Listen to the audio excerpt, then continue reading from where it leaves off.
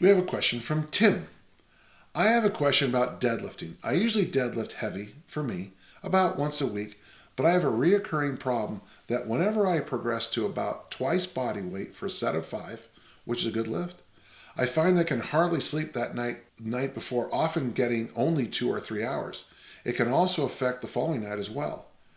This obviously impacts my recovery and quality of life, and usually results in stalling on the deadlift or my getting frustrated and axing it from my program completely for a while. Is this a common problem? Have you found any solutions to this? So I have an Olympic lifting program called the Big 21. In fact, we were just discussing it today in this morning's workout. And workouts 1, 2, and 3 are hard.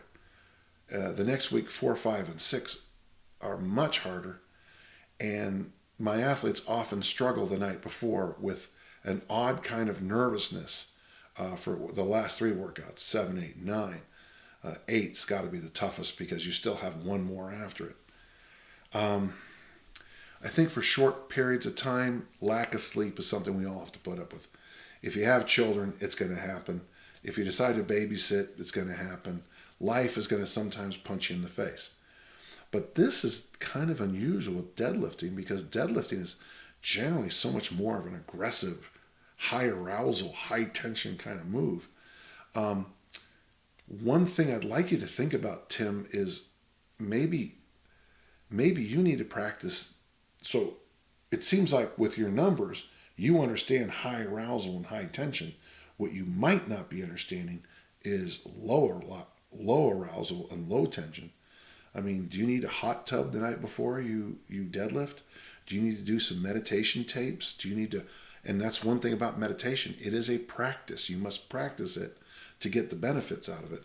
I went from 1 minute a day up to now I can go for 15 minutes without falling sound asleep.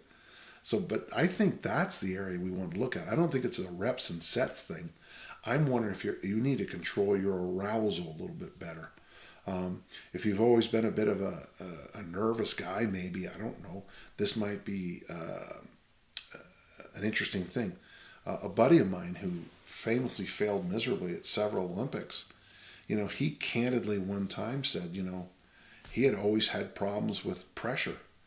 And even though he was a magnificent athlete, his ability to get into the right place at the biggest championships was truly compromised. And he mentioned it was always a problem with it. And I thought to myself, well, that's interesting because I feel if you know there's an issue, we can do steps to engage and deal with it.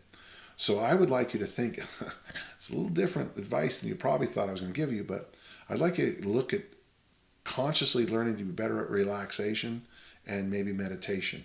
There's plenty of stuff online. I use brain.fm. I use the app, 1 Moment Meditation, but there's tons of stuff on YouTube. There's TED Talks. There's all kinds of meditation tapes and music. Try something that simple, okay? And Tim, that's a good deadlift. Have a good day.